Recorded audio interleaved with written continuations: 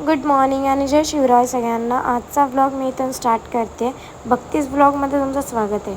आज मी चालली आहे माथेरानला आणि हा माझा छोटा मिनी व्लॉग आहे आणि हा माझा फर्स्ट मिनी व्लॉग आहे. इथून पुढे आपले व्लॉग कंटिन्यू येत राहणार आहेत. सो व्लॉग कंटिन्यू करा.